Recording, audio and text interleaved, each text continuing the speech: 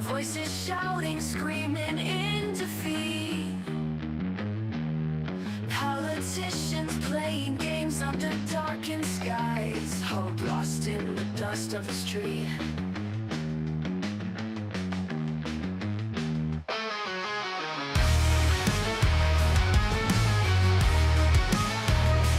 Red and blue, colors pouring from the sky. Debates turn to anger, the crowd gets loud. Punches flying in the blink of an eye. Truth buried deep beneath the shroud. Welcome to the bullpen, where the weak will survive. These broken dreams we defend, trying to keep alive.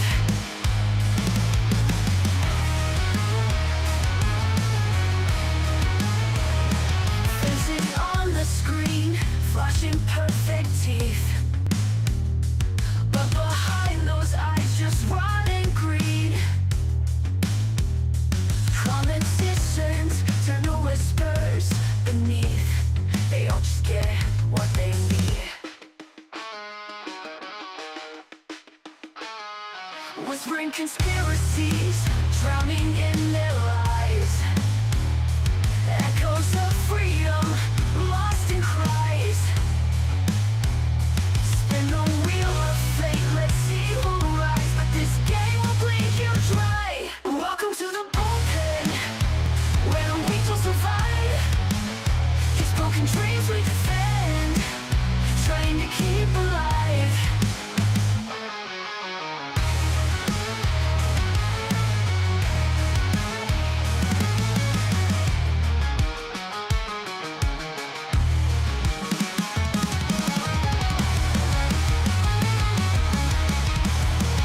Welcome to the bullpen, where the weak will survive. These broken dreams we defend, trying to keep alive.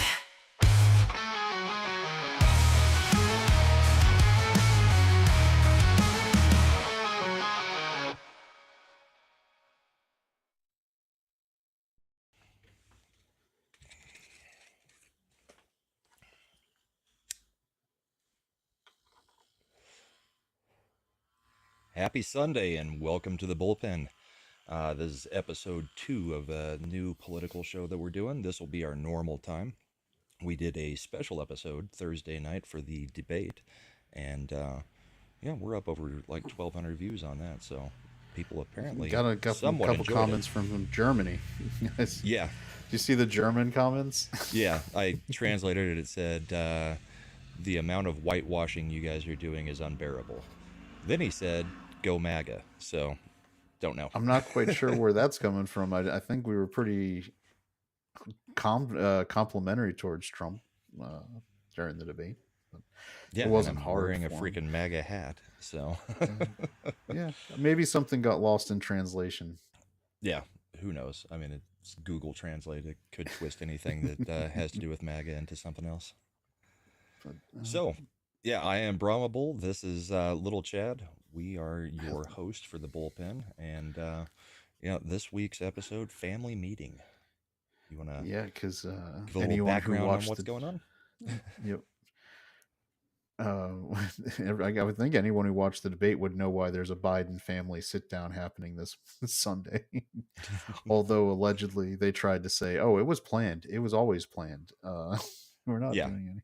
a vacation at Camp David is planned after his 7-day vacation to prep for that said debate. Sure. What? Yeah. One fact that did, at least came out on background from unnamed White House sources is basically that when people were like, "Well," because the day after the debate, he did a rally in North Carolina, and while still not great, he seemed much more coherent Right. in that. And someone released like an unnamed White House source basically said he's only good 10 to 4, like 10 Yeah. a.m. to 4 It's the only p.m. time he's Yeah, coherent. he's Yeah. coherent. Which is, if people have elderly family, you will know there's something called sundowning, where someone who's got dementia issues or mental issues will have usually a period of the day where they'll be lucid or more lucid and then after a certain point they just go Yeah. out of control. It was pretty So mean of Kamala to leak that to the press. oh yeah, that's true. I think she's trying to head off Newsom hard. That's so for everyone who's probably tuned in, the most of the talk after the debate turned to what Brahma had been predicting a while, which was the switch out, the switcheroo, where they were going to remove Biden as the candidate, Yeah. because they did this debate much early. Normally, debates are done in October, Hmm. and so this one being done in June. Realistically, if you were a conspiracy theorist, quote unquote, the only reason to hold the debate this early would be to see if Joe Biden was such a liability that you had to make the switch. Right. And why would you do a debate before the conventions? Because the Yep. conventions are when the nominees are actually made the nominees. So, And yeah, and the fact that they're doing the family meeting now, the easiest way for Biden to be replaced is to have him voluntarily step aside, right? He has technically committed delegates, and while the Democrats have what are called super delegates, who are yeah. kind of allowed to overrule a lot of things, if you're wanting to make this the smoothest process, Biden suddenly having to step aside to spend more time with his family, using the thing that everyone always says, would be the easiest, because then it releases the pledged delegates from the prime. Nope. We lost Chad. Yeah. So, what he was getting at is if Biden chooses to step down, then the delegates are released. They don't have to go by whatever voting was done in the primary. And then you can just nominate whoever you want at the convention. So that would be the cleanest way for them to do it. And not gonna lie, I agree with Mando Unchained. We hope that Biden stays in. I mean, that's the best outcome for the Republicans, or for Trump in this case. Is he's gonna absolutely trounce Biden, but you don't know what happens with anybody else coming in, whether it's Hillary or Newsom or Kamala. Uh, all of that is a possible mess. I still think Trump has the favor of more people, but you never know if we get another person in there running against him. So we'd like to go with what we know at the moment, and that should The be that obviously Biden is beatable.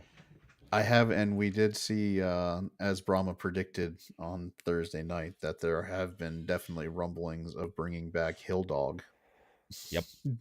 as the replacement, because she was meant to have this. I mean, they really want that happy birthday to a future president tweet to not be a joke. Right. So, Well, and it's her turn, right? I mean, it's always her turn. and if you're if you're the Democrats, and the main cudgel you have against Republicans the last two cycles for elections was abortion, Yeah. Hillary would probably be more palatable to that crowd than some of the candidates. You're gonna definitely want to choose a woman to make that case, because identity politics rules from the Democratic side would say Gavin Newsom might be cool, but he can't make the argument the way a woman can. So put a woman on the ticket. Right. And you can't jump Kamala with a white male. You could maybe get away with it with Hillary, which is Yeah, why I think that's where they're leaning. I would. Yeah, I would just remind everybody that the person that Trump beat was Hillary. So I don't know why they'd want to pull that one again. I don't see in any of the states where Trump would need to win like he did in 2016. Hillary does not win Wisconsin, doesn't win Ohio, doesn't win Arizona. I don't know where she's electoral. She would probably put Virginia again out of play. I think like the government workers in the Northern Virginia suburbs would actually be cool. Like with her, it would be more that they'll show up for her instead of just staying home. Right. because I So think that's what we're going to see from the debate is yeah, not that anybody jumped over to Trump's side. I think you're going to see a whole bunch of very unenthusiastic voters, or in this case, they just won't vote. They could I'm go gonna have to. RFK, or they Yeah, could just sit at home because yeah. I don't think anything is going to get people to start voting for Trump from that debate, but I think it does keep people from voting for Biden.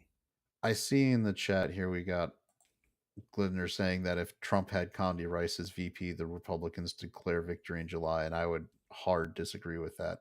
The Bush administration is tainted, but W. Bush doesn't attract the people the people who didn't show up to vote for Romney in 2012 are the same people who would not show up because of Condi Rice. like that traditional Republican isn't winning national elections. It's you've got to be a populist. Condi Yeah. Rice is not a populist. She's a traditional neocon, conservative. So no, she would Well, bring nothing more to the table than, in fact, might subtract. and I think it's down to two people for the VP. I think it's down to Vance or Vivek. And quite frankly, I'd prefer Vivek, but I think it'll be Vance. We'll see. I It we should be pretty soon that we hear about that. Yeah, we talked a little bit about that. My concern, I love JD Vance and how he can basically he's a younger version of Trump with the messaging. He can speak to a populist background more, maybe even more authentically than Trump because of where he grew up and how he, people try to shame him like you joined the military because you wanted to get out of that, place. You didn't feel patriotic. And he's basically honest, like, yeah, I joined the Marines because I just wanted to get out of where I lived. And then the patriotism and other things came after, and that's true. But that's true for so many people who join the military, right? It's not, there's a very small percentage of people who join the military because they're patriotic, true believers, right? Right. And trying to shame someone like you joined the military to get the GI Bill, pay for college, and do all that. Everybody in America is going to be like, yeah, that's like exactly why everyone I knew who joined the military to get paid to and then go to college on the military dime, right? So Yeah, if you don't know what you're going to do next, it's not a yeah, bad option. You exactly. get some training, you get a paycheck, you get a house, you get housing. Yep. So, And I just don't want to lose JD Vance in the Senate. We have very few reliable, effective populists in the Senate. right, that's true. Um, oh, we lost Chad again. Uh, you'll have to forgive Chad. His internet is out this morning, so he's actually using his Just stay phone there. as a hotspot to try to Yep. get this get Oh, this did it stream drop out going. for a second? Yeah. Yeah, you did. All right. Well, what I was saying is Vance, losing Vance in Ohio would actually be a problem because I don't trust DeWine and the other Ohio groups to really put someone back in the Senate who would be as good as Vance. Well, there is talk that Trump's plane was seen um, where Vivek was last week before the debate, and that may have been them discussing Vivek taking the VP spot. So there are some rumors that and there's footage of Trump's plane landing there, and that was not exactly on the schedule. I And mean, part of it was. Vivek and Vance also opened the door back up to Peter Thiel money. And there's I know obviously Trump doesn't necessarily need the money, but if you're trying to really quickly spend enough money to build an entire nationwide ballot harvesting operation, which is what Laura Trump is trying to do with the RNC since Rona completely botched it for the last however many years she was in. Right. Peter Thiel coming in and throwing in that money would be something because Thiel has expressed issues with Trump and how he was disappointed and didn't want to spend money, but Vivek, JD Vance, and Blake Master, they're all they came out of Thiel's think tank group, Yeah. and so I would think that would be another positive where Teal may not want to directly contribute to Trump, but he's going to probably feel more comfortable throwing in money to get the general conservative elections going on. Well, and if it is Vivek, I mean, really, that's almost perfect. That's like having a very capable press secretary as your VP. Anytime Trump does over exaggerate or is a little bit unclear on something, he can clear that up without any problem because he's actually capable of speaking, And unlike quite a few people that we've had as VPs or as press secretaries lately.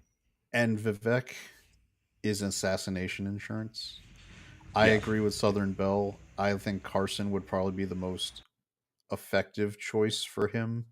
We're leaving in play. I like JD Vance the best as a politician, but I like the idea of Carson as VP the best. He juxtaposes very well with Kamala Harris and her cackling idiocy. yeah, but as And much as I he, like Carson, he's also a little bit boring. I mean, yep. it's kind of like Pence. And And really, you're not grooming somebody to be the next person in line if you're picking Carson. no. And the other thing is, again, assassination insurance. Yeah, Carson is loyal. Carson actually believes in the stuff that Trump does. you know, if some, God forbid, because I mean, I don't want to assume. I mean, we're now after that first debate. Every indicator is solidly pointing to him, if as long as Biden stays in the race, for being able to take this. yeah. At Polling that from point, yesterday, Jersey's in play. yeah. If Jersey's in play, I mean, if they're defending New Jersey as Democrats, they're They're terrible. cooked. But that's where you lead into the fact that Trump clearly hasn't, a deep state I would even, and rather than deep state, I would say established bureaucracy, like basically Yeah, the established powers don't want Trump coming back in and shaking things up another 4 years. And if he especially picks with his somebody, knowledge of the system now. yep.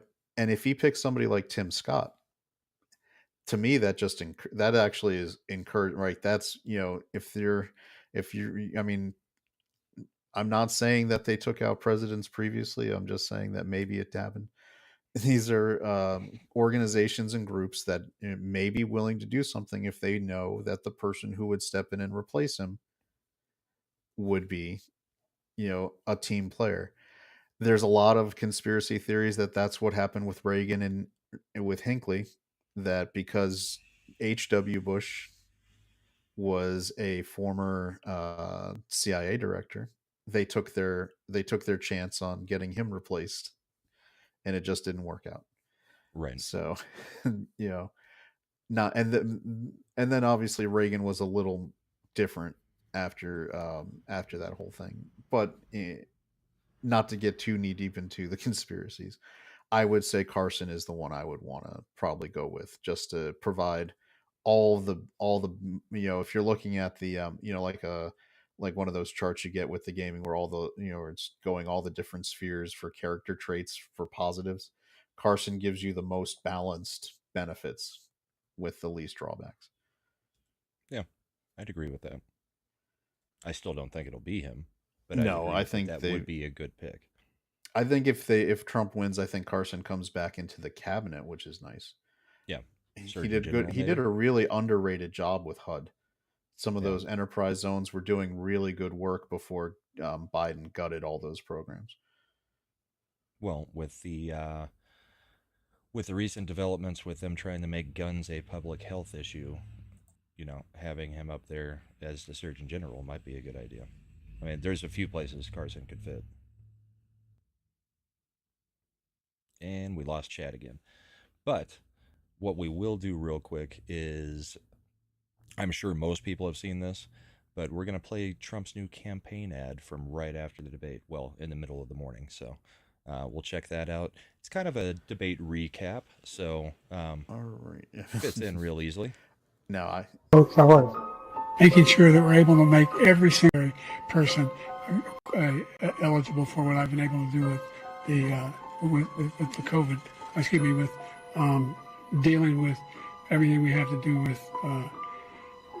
Look, if we finally beat Medicare, we're finally providing housing for Black Americans. The impact on the choice, the idea that they're going to I'm proposing that everybody, they pay, the millionaires pay 1%, 1%.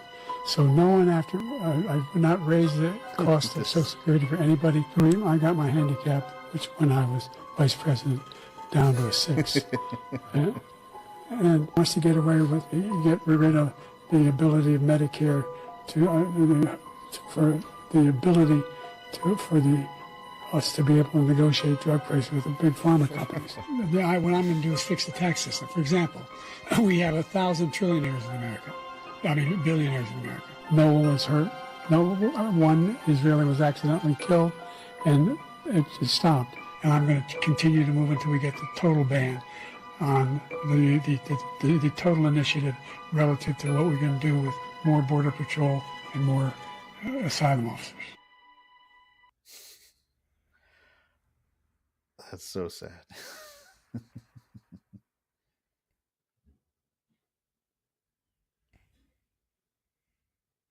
Yeah. That was. There's your debate recap. Yeah, that'll do it. When we were watching live and he said he beat Medicare finally, I was like, I even said then I was like, what the hell is this guy? Right.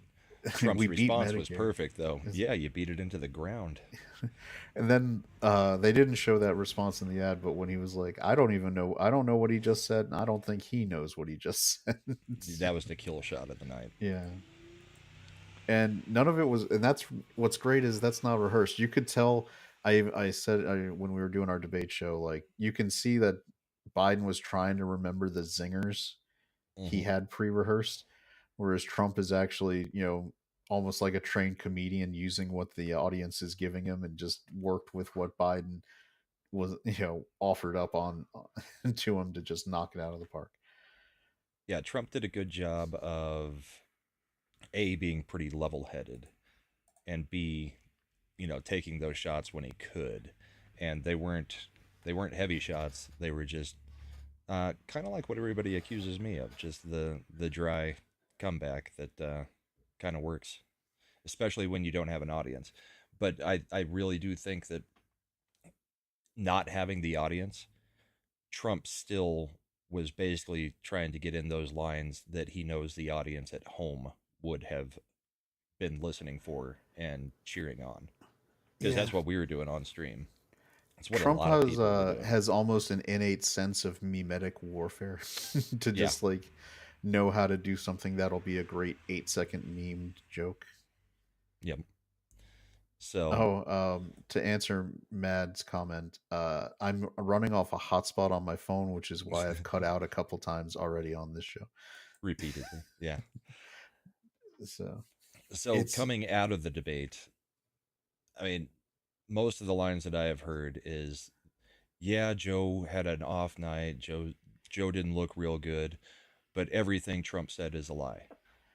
Yep, And that was the Mark Cuban parroted that. That was the talking point, which is I'd rather and this is Cuban's tweet was like, I'd rather have an ethical president who can't articulate things exactly perfect than a man who just lies continuously. And I was like, number one, what did Trump actually lie about? Because I didn't really hear anything that was a lie.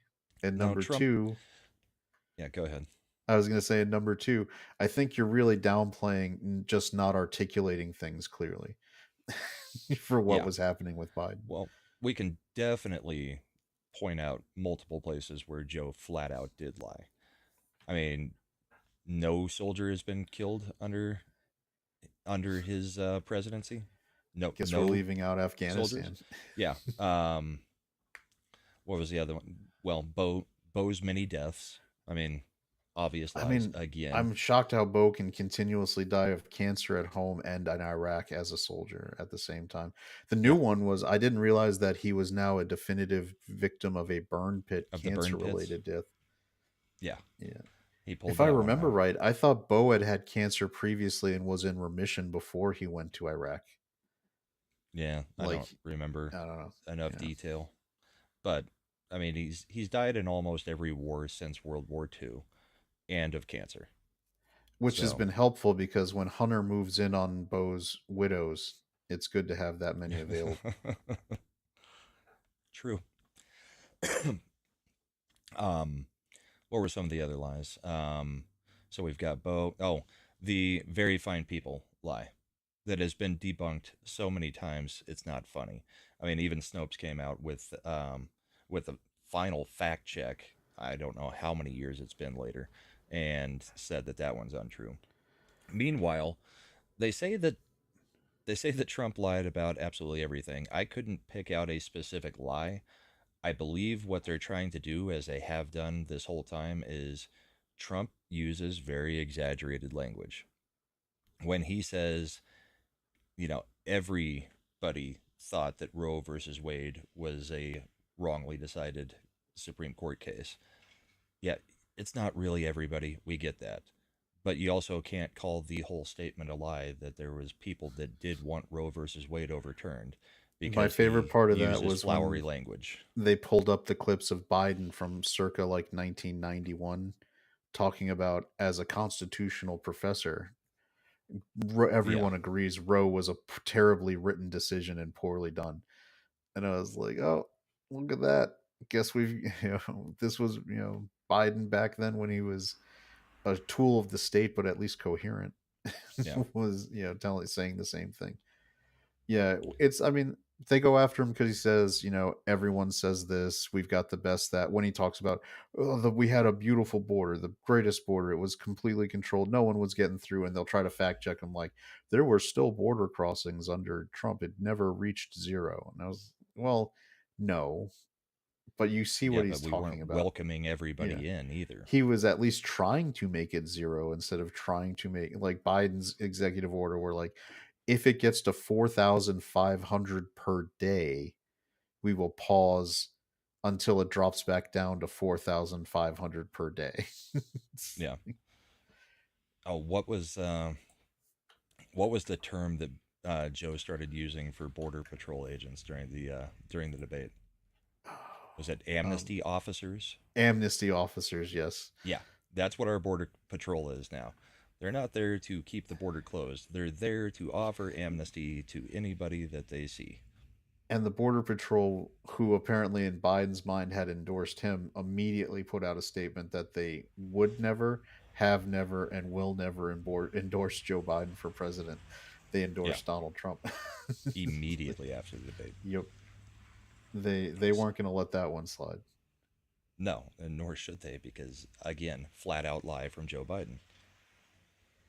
I mean, And yeah, and the other thing with like Trump, where they were trying to go hard. Like, are you really going to deport the 15 to 20 million people who are doing this? I was like, look, an operation of that size is probably not going to happen where he does it in 6 months. But if we even just start deporting instead of net gaining, and we deport all the criminals and terrible people who are doing, I mean, horrific crimes across the country. I'm if we don't get everybody out in Trump's next term, but we're at least getting through all of those people, I'll still count that as a win. So, yeah, I well, and closing the border yep. already. Yeah, I mean, I I don't see. I had talks yesterday. I went over to one of my dad's buddy's house and we watched horse racing all day. And the debate came up, and literally I'm getting those lines from some of those guys. The whole, well, Trump lied about everything, and it was like, can you point to one thing that he actually lied about rather than exaggerated? One thing. They can't come up with one thing. I haven't seen anybody on Twitter come up with one thing that was an outright lie. It's amazing. And the talking point is definitely out there because none of these guys actually watched the debate. They're just getting their news. And the news is Joe Biden looked like crap, Trump lies. Yep, which I mean, there is a question of how many undecided voters there actually are. That's where I get in like the people who are when they poll like 48% of Americans want Donald Trump to drop out after being convicted of these felonies. I was like, that's the same 48% that is hardcore voting for a Democrat anyway, so I'm not worried about them, right? It's like, Voting do we for a have, Democrat or not yeah, voting. or not voting at all? And the other thing is, if number one thing to look for at this point in the election cycle, when you see polls at this point, you need to be very cognizant of whether they have RV or LV at the bottom as the little indicator. When you see a poll and it says RV, it means stands for registered voters. That Yeah. means that just everybody. LV means likely voters. That means the pollster is actually screening for people who have consistently voted or said that they are very committed to voting in the election. Yeah. Registered voter polls are notoriously anti-conservative because they tend to overrepresent urban zones, and they overrepresent democratic groups in general. The fact that I've looked at and have seen some registered voter polls lately that show Trump up should be a like 10.0 magnitude earthquake in democratic circles. The idea of a republic. And we lost him again. Yeah. The thing with polls is the Democrats are always oversampled. Republicans tend to be undersampled. So, what you get when you're seeing Trump leading in polls, and this should not get us to rest in any way. We still have to actively be uh, working towards, making sure everybody votes on election day. Well, actually, voting as quickly as you can in this Yep. election. We need to play by their rules, but Bank all the if a votes you poll is can. saying that Trump is up by 2 points, add five to it. I mean that's typically the undersampling of the Republicans, or well, and I don't know if it's this much as much this year as it was 4 years ago, but there were a lot of people who would not admit to supporting Trump, and that trend seems to have started to flip. People are far more likely to be Yeah, announcing their support for Trump at this point. Trafalgar was one of the most accurate polls in 2016, the first one with against Hillary. And the reason he did that is the way he built in a screening tool where, because he knew there was what's called a societal bias where people are afraid to admit support for something because they could be shamed or canceled for it. His filter that he put in was, okay, I know who you think you're voting for, tell me who your neighbor's voting for. Right. And routinely that would all of a sudden show a giant pro-Trump swing in the number. And so what the Trafalgar polling group basically said, that was our real indicator of how much support Trump actually had. So they filtered their poll based on that to try to genuinely represent Trump's actual support. And at the time, everyone was like, Trafalgar's an outlier, saying that he's competitive in Wisconsin and Pennsylvania and Michigan. And it was like, no, we're doing these polls and we're hearing people say that they don't support Trump, but they're not voting for Hillary. And then when asked who their neighbor would vote for, they enthusiastically said Trump. So Yep. that was their their way of getting to who was actually secretly supporting Trump. Yep. So, what do you think is actually going to come out of this family meeting? Do you think Um, Jill is capable of letting go? Because it's Jill all the way, I'm pretty sure. Lady McBiden out Yeah. damn spot. No, I don't think she's going to let it go. It's a question of whether the deal has been all right. So Joe Biden, the Biden crime family, consists of three key figures at this point. We got the big guy Joe, we got his brother, and we've got Hunter. And Hunter has just been convicted of a federal crime and is awaiting sentences on that. And he's standing trial soon on another set of federal charges. Yeah. I don't know if deals have been offered to Hunter and his uncle, Joe's brother, because there's so much evidence out there that a shift in who controls the Justice Department could easily result in these guys being brought up on massive amount of federal charges. Well, Trump pretty much said it during the debate Yeah. when asked about it. So yeah, if that happens, like those guys are toast. So the idea might be, the deal might be being offered is Hunter, Joe in quotes, and his bro and Joe's brother. We will, drop out now, and we'll take care of you. Right. See, I That see it differently. I see it as Joe really can't afford to not be the president because his pardoning power is the only thing keeping his family uh, out of jail. I mean, the same thing that they're basically saying about Trump. But I think it's more likely that he tries to hold on to the power so that he can guide the family through anything that might be coming. Because I mean, Hunter's already convicted once.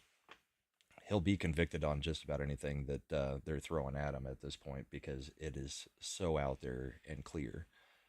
I think he feels like he has to hold on to the pardoning power, and I don't think for a second that he won't pardon him if he does lose in the election and he sticks in it. I don't doubt for a second that he'll pardon on his way out. Yeah, and they'll frame it pretty easily as I'm just correcting the wrong because I know that these were all trumped up charges just to go after my family and to be the victim. He'll probably even pardon himself preemptively and test that waters. Right. Although I don't think that I think Trump's smart enough now. I think we're both. I feel more comfortable with Robert Hur's decision now as the special Right. counsel. When he put out the report that Biden was such an incoherent, elderly, doddering old fool that he couldn't put him in jail because no jury would, understanding that these crimes would carry with them like mandatory X number of years in jail, nobody would convict him because they're like, he's just like this silly old man who can't even remember anything. And you're like, oh, this is so bad. He's not that. Yeah, he is that bad. He is. Yeah. That's what was really amazing about the debate is we've all said this for years now, right? And it's even gotten worse since he originally took over the presidency. But we've all known that his brain is rotting. The amount of people who came out after the debate and were like, "We had no idea he was this bad." It's like, how could you not? And anybody who's voting should be responsible enough to at least look into things every now and then. And we lost Chad again. But how can you not know how bad he was? It's been visible this whole time.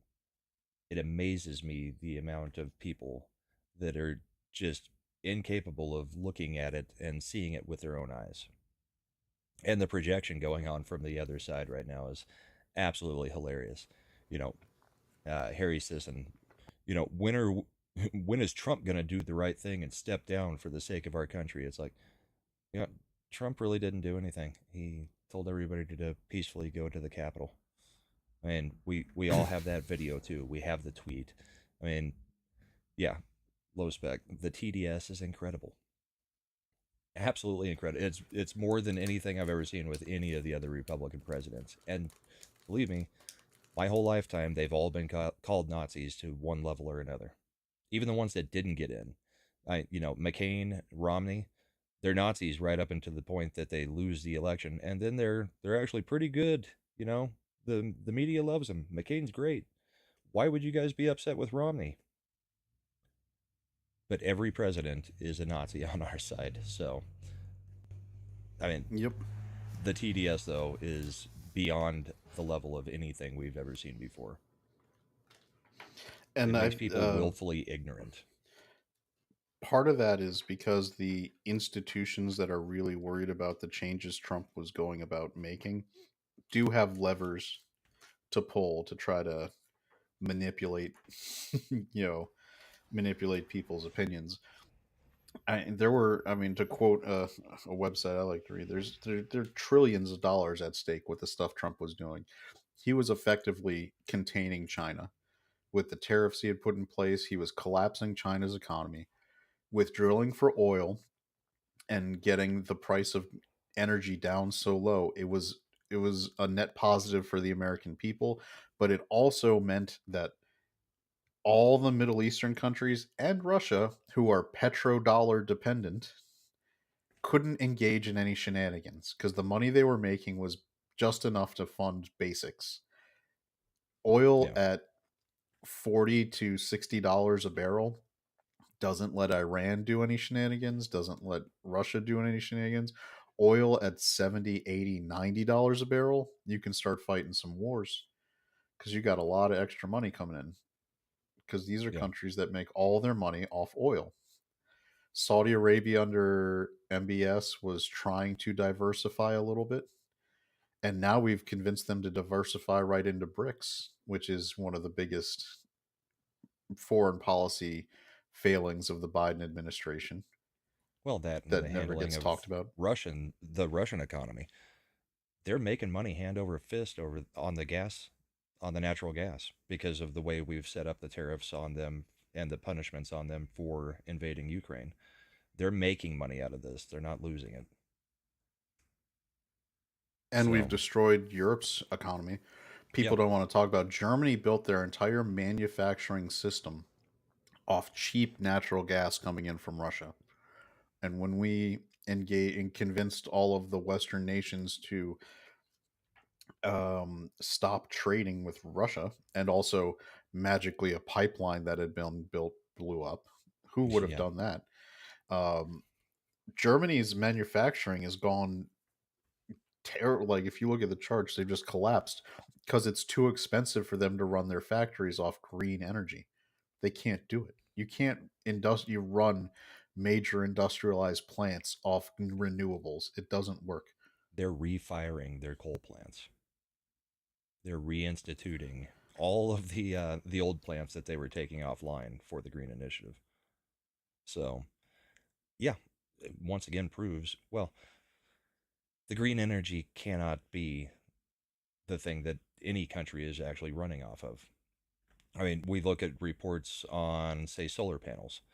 A, they don't generate enough energy, but B, in what, another 10 to 20 years, they're going to be retiring all of those solar panels.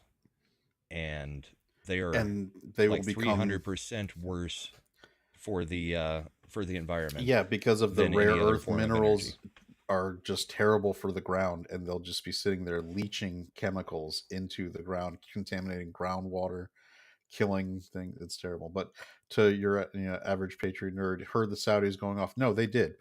They There was already an have. 80-year-old agreement that where they would only trade in US dollars for the oil they drilled and sold. And that was basically an exclusive agreement, and that was one of the biggest backstops for the American dollar as the default currency of the world, was the fact that Saudi Arabia only traded oil in the dollar. They've let that lapse about 2.5 months ago, 2 months ago, Um, roughly, not too I think, long ago.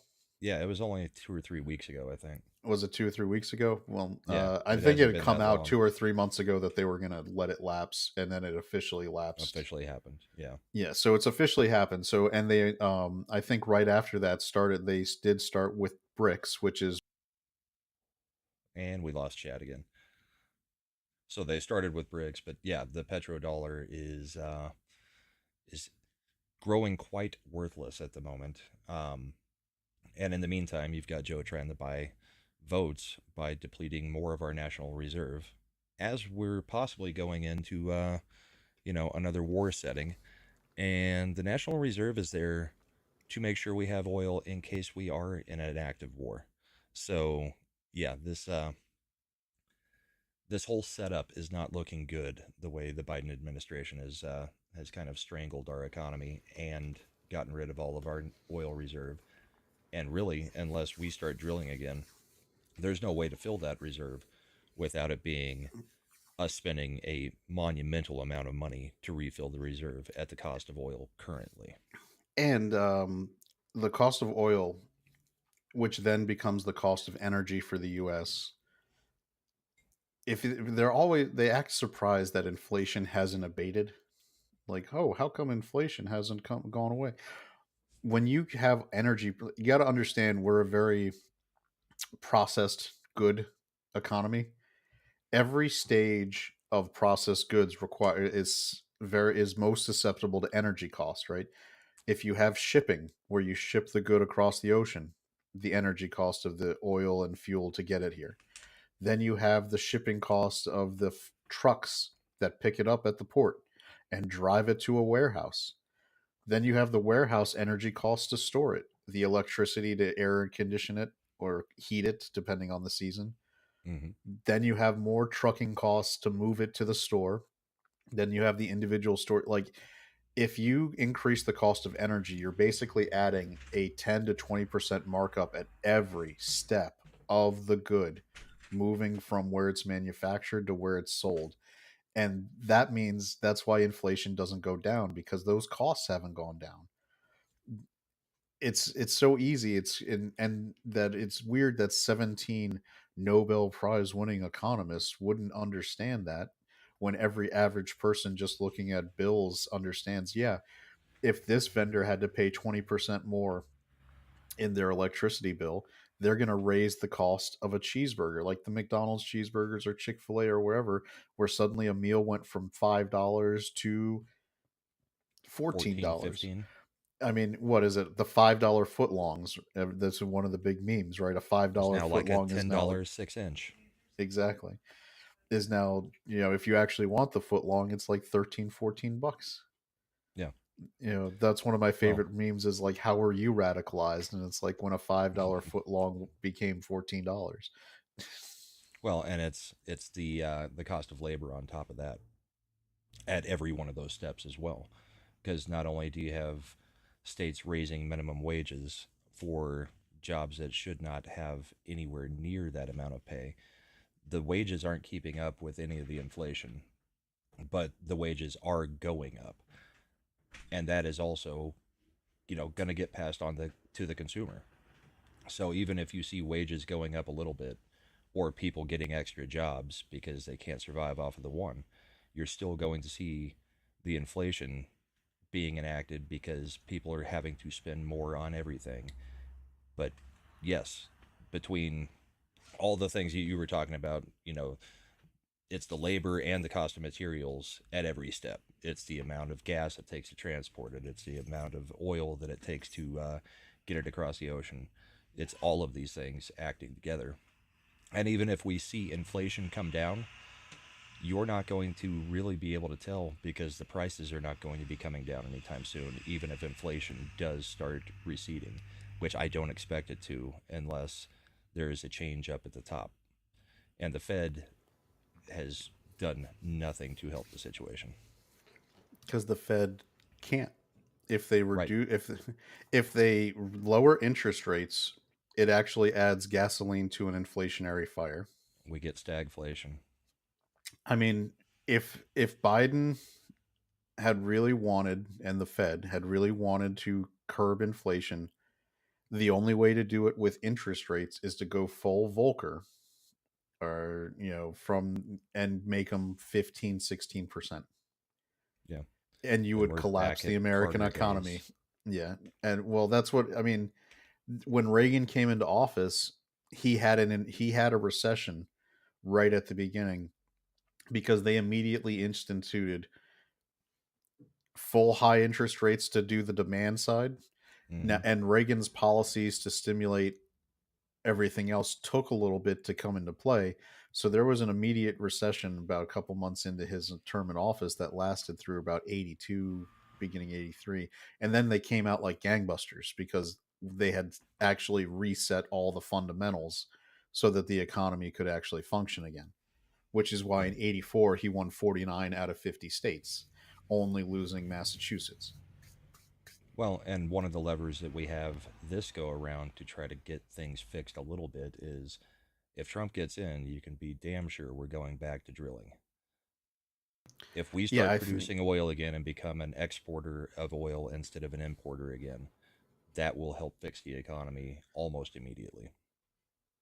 And there was a little discussed decision this week in the Supreme Court that is Mm, actually going to be very helpful to Trump doing that, yep. which is Chevron dying. Chevron. Which Chevron, like the company it was named for, was a doctrine where the courts would defer to the administrative state rulemaking when someone would bring up a challenge to a rule that was made. The court was based on the Chevron doctrine, had to act with the assumption that the administrators were correct in what they are interpreting their rules to be, unless given information to show they knowingly broke it was basically made it almost impossible to challenge rules as There's basically unconstitutional or corporate experts could come in and make law within the court without actually having to make a law. Congress was being bypassed the whole time. yeah Instead of Congress making the laws, experts from the government were coming and telling you yeah. how you had to do things regarding the environment and many other regulations. A good example would be the EPA, where they suddenly decided that CO2 was a regulated emission when under the Clean Air and Water Acts, when it wasn't ever listed as one of the things they could regulate. They had decided by interpreting the spirit of the broad rule, they didn't have to abide by the specifics they were given afterwards.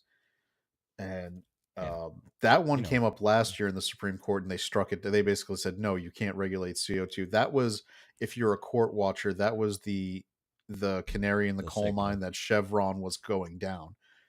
Yeah, another what 60, 70 year court norm getting overturned. So, regardless of what you think of Trump, I mean, the court is still paying off for the Republicans, And except for maybe Amy Coney Barrett. you wouldn't She's know it been from the way paying. it was covered, but the J6 decision. So this week we got a decision where the Supreme Court overruled what the DOJ was using to feloniously prosecute under with felonies. A Mhm. lot of the J6 people using obstructing of an official act as the felony to enhance all these misdemeanor like parading charges and things like that. Trespassing. And trust me, so they overruled it, but the 6-3 decision to overrule it, Kenji Brown got Ketanji was Brown on the Jackson. yeah, she was on the like the majority side. She voted. Amy Coben Barrett voted with the dissenters. She dissented, Mm-hmm. and Kenji was the one who voted for. Like, you wouldn't, that's bipartisan. Kenji's a Biden appointee, like as left as you get. But she sometimes you get people who can visualize how it could be applied to people against them. If that rule interpretation had been allowed, anybody running the DOJ could have effectively prosecuted anyone for even questioning, Yeah. official processes. And And Bill's I right. don't, Comey Barrett yeah, wrote the dissent. I don't know why she had two disappointing, very disappointing. That one where she was on the dissent but still got overruled, and then she wrote the decision on the social media case that where they effectively allowed the government to continue telling social media who they could ban, Right. Well, which is a that terrible one's getting decision. returned basically to the lower courts, though. I mean, Yeah, they did that on standing to a yeah, degree. they did So, that basically saying that all the alleged problems were in the past, and right. they're only theoretically alleging future violations, so there's no active thing to go after them for. Standing is the get out of jail free card for the judiciary to never make a decision. Well, When that or they just not say taking up the case. when they say Trump lost all these election cases, he didn't. 99% of the election cases he brought They in weren't 2020 seen. were not seen. They were dismissed at the beginning stage for lack of standing or for being moot because they were Which, after the election. the really amazing thing about that is, yeah, you can't challenge the election due to standing, and he's the directly affected party in this. But what you can do is have 4 or 5 people from the other party, well, technically from your party in name only, go before the Supreme Court in Colorado and have standing to try to remove him from a ballot. Yep.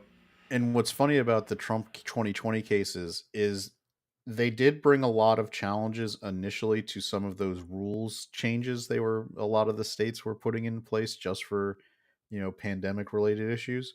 Yep. And they were initially dismissed because they were premature, right? The judiciary said at that point nothing's actually happened. We can't stop something that hasn't happened. And then after the election happened, they brought those cases back, and the judges were then like, well, it's moot. The election's already happened. We Yeah. can't go back in time and make it not happen. They they, in a lot of the Trump cases, basically said you can't pre-challenge it and You you can't can't rule. post-challenge it. Yeah, we can't make a So ruling on a theoretical. It has to yeah, be something that actually happened. Oh, it happened. Well, we can't do anything about it now. It's already done. yeah. So Trump was never. I mean, it's one of the big red None of it was herrings. adjudicated. Yep, it was never actually tested legitimately in court, and so Nope, we lost Chad again. Um, so yeah, I mean, all the talk of, I mean, like Chad was saying, all the talk of the amount of cases that were lost. Yeah, they didn't happen because they were never actually adjudicated. And if we had been able to, do any discovery and provide any evidence, who knows what would have happened there? But it became pretty clear that the courts did not care that election law was changed, and they didn't care that it was very obvious at 2 or 3 in the morning that some monkey business had been going on, whether it was actual cheating or just, they got by it with changing the laws and without allowing any challenge to changing those laws.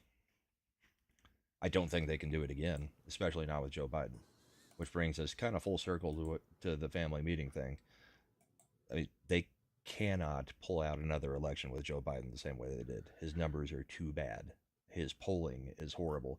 Not that I really care about polling, but when it is showing Trump up as much as it is over Biden, and that's rather amazing for a Republican to be doing that at this point.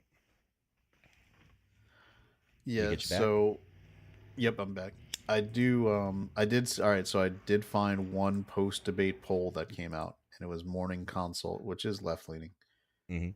and it still shows it has Biden up 45-44, but it's a registered voter poll.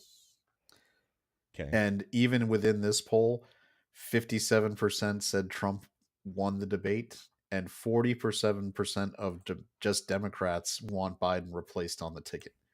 So, So yeah. So they're saying, yeah, we're gonna vote Democrat, but it just may not be Joe. among debate viewers, 78% say Biden's too old compared to 64% who had said it before the debate. So that moved 14% from debate. Yeah. Well, and In the amazing and thing is the apparently amount of people like that night we had that CNN poll that came out yep. of the debate. 33% said that Joe Biden won. Those are the people that scare me in this country. 33% of the people watching that debate are so ideological that they can't even see, or they have so much TDS that they can't even see that Joe Biden was not mentally there for any portion of that debate. It doesn't take a lot for somebody to admit when their candidate had a bad night. Those people couldn't even do that. That's ridiculous. Because when Trump had in 2020, Trump's first debate, I think we all fairly said that went horribly for him. He stepped all over everybody. He was out of control. He was a bull in a china shop. This one, he stayed under control, but we rightly called him out for his bad performance in the first debate. His points may have been true, but the visuals of him did not work. They were detrimental to the campaign. Yep.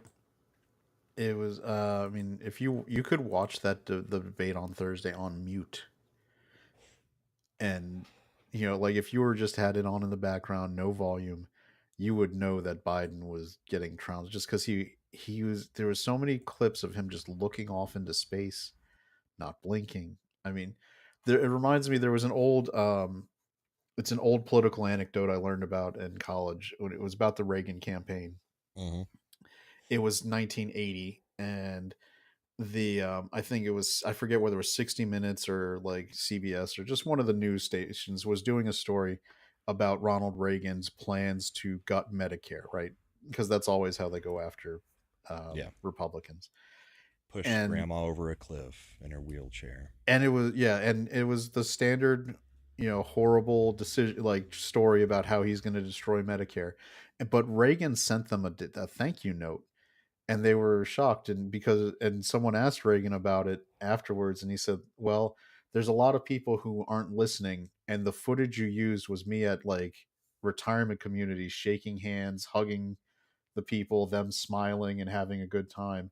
So visually, if you actually weren't listening to the voiceover, all you Right. were seeing was pictures of Reagan being loved and embraced by the elderly." Whole bunch of old people really happy. And that's because Reagan, a former actor and former TV star, understood the visual, carrying more than the audio. You're sending two different messages by showing him one way and trying to speak over it another. That's why political ads started evolving into the black and white and terrible, because you don't want to put a positive visual even if you're saying terrible things, because the positive visual will anchor in people's minds more than whatever words you were saying. Yeah. Well, and that's been true in multiple debates too. Hmm. So, oh, loud car going by. Well, we are at our hour. We're planning on trying to keep this show anywhere from 45 minutes to an hour and a half on any given Sunday, depending on what's going on in the news. So I think we can probably wrap this one and call episode 2 in the books. Do you got anything coming up, Chad? Well, Chad disconnected. Oh, I'm back. he's back. It happens. You got anything Maybe it coming up? was your guy doing the burnouts probably threw off my cell phone's Yeah, I connection. love this neighborhood, right? No, I think I'm starting. We're pretty settled in now. We've got the Tuesday gaming stream that we do with you. We got our Friday show at Ascendant Art with our co-host Slender Dad, my co-host Slender Dad, who's in the chat. Hopefully, I represented us well. He said, "Don't let the family down on this show." So that's 9 p.m. Eastern, the Ascendant Art podcast, and then we'll be doing this show Sundays. So me Yep. streaming solid 3 days a week. If I don't hop on to other people's shows, I think that should be good to go. Don't want to get trapped into the every single day like you were doing for a while. Oh, I'm still doing Yep. it. um, yeah, you can catch me tomorrow night on Comics Division's channel. Tuesday night we got the gaming stream. Back on Comics Division on Wednesday and Thursday. Friday I do Ascendant Art with these guys most of the time. Another freaking car. And Saturday will be the last episode of Bourbon and Boarding for this season. We had the draft yesterday. We had the NHL awards, and of course the cup was awarded last week. So we are doing the wrap-up show for the 2023-2024 season of Bourbon and Boarding. And yeah, then we'll be back here. Thank you everybody for joining us. We had a whole bunch of people out there, very familiar faces, and thank you for joining us for the debate stream too. We will try to get some guests on here every now and then, so we'll see how that goes. But we will close out with just one more meme from the debate. Have you ever had a dream that you had you could do you want you could do so you do you could you want him to do you so much you could do anything?